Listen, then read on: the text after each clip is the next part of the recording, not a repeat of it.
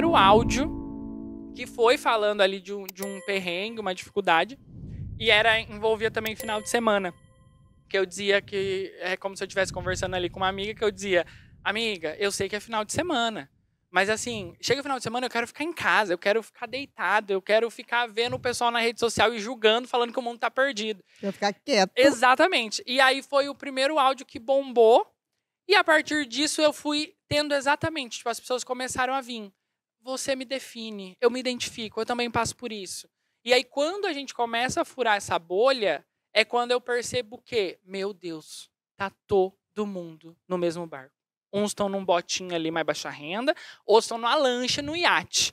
Mas a galera tá todo mundo passando pelas mesmas coisas. O que você está dizendo é que, humanamente, os nossos sentimentos são muito parecidos. Exatamente. A gente Seja acha... O que eu percebi?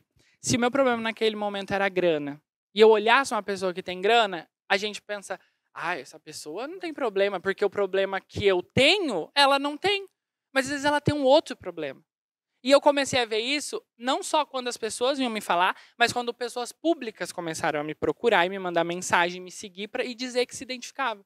E pessoas que eu imaginava ter uma vida perfeita e que a pessoa falou, cara, você falou sobre cunhada sem noção? Eu tenho uma cunhada que é exatamente essa cunhada e eu pude compartilhar o seu áudio para ser uma indireta, para ela entender que era para ela. Para ser uma direta mesmo, né? Exatamente. Então você passou a ser aquele cara que dentro das famílias você dava recados Exatamente. em forma de humor. Exatamente. Que as pessoas não sabiam. Exatamente. Mas tem uma coisa no seu humor, João, que eu acho fantástica, a velocidade. Você tem uma coisa que é uma velocidade, e o humor é velocidade, né? É reversão de expectativa, você acelera para depois frear. Você faz isso de uma forma com maestria. Eu me lembro que a primeira vez que eu vi Paulo Gustavo num palco foi em Niterói, ainda não tinha entrado no Rio de Janeiro, ainda não tinha ganho o Brasil, e ele fez um espetáculo chamado Hiperativo, que ele falava numa velocidade que eu falei, meu Deus. Né? Depois ele lançou um programa que era 220 volts, eu falei, bem coerente. Faz sentido. Tá dentro da voltagem. E eu, quando olhei aquilo, logo no início, ele fazia pequenos teatros em Niterói. Falei, caramba, que talento. Era alguma coisa muito diferente do que a gente estava vendo naquela época. E aí, quando eu te achei, eu falei, gente, ele tem uma velocidade. Você tem uma mistura de velocidade do Paulo Gustavo, mas tem uma coisa interessante, que você produz os seus textos.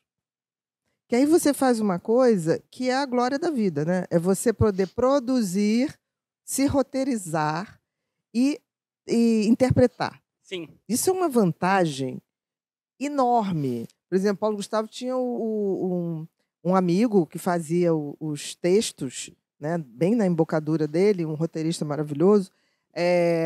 E você já compôs, você traz a sua verdade com um texto que todo mundo se interessa. Sim. E numa velocidade que é fantástica. Sim. Você respira.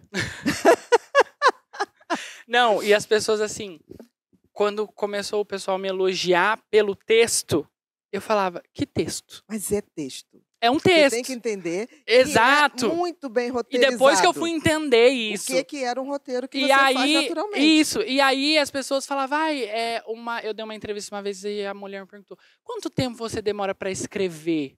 Eu falei, eu pego o celular e eu gravo um áudio. É sobre um assunto que, óbvio, eu pensei antes. Às vezes eu vejo alguma coisa, um meme na internet, eu pego ali a referência. Mas eu só pego o meu celular e gravo.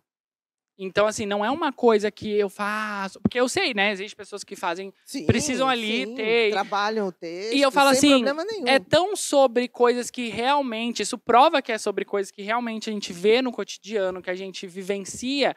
Porque é a mesma coisa de você estar contando para uma amiga. Por isso que eu sempre começo, amiga... Porque eu tô ali, eu imagino que eu estou desabafando com uma amiga, que hoje são muitas amigas e amigos, mas é isso. Então, eu acho que por isso que fica, a minha ideia é essa, quando eu vou fazer, eu pego e falo, como que eu contaria pra Bia que eu passei por essa situação? E aí, através disso, até que eu recebo às vezes nos comentários, só vocês que tentam voltar o áudio, de tanto que as pessoas...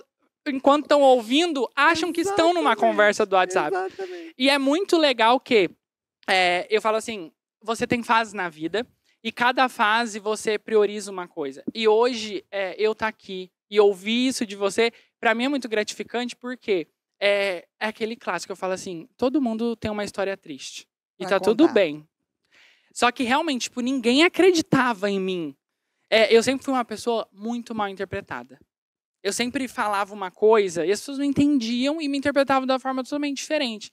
E quando eu chego na internet e essa galera me abraça e fala, eu te entendo, eu falo, cara, eu não estava errado, não. Essa pessoa é sem noção mesmo.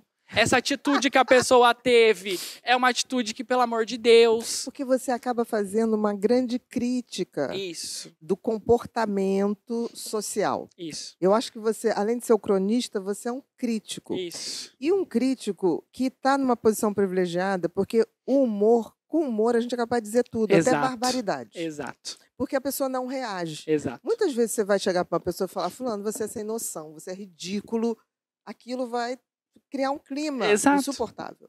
Quando você vai para o humor, a pessoa olha aquilo, ouve, ela ri, aí depois leva um tempo. Sim. Geralmente o humor produz o que a gente chama da reflexão depois, Sim. póstuma. Sim. Você já saiu da situação, a situação já morreu, Sim. e você fala, você sabe que eu estava pensando naquilo que aquele cara disse?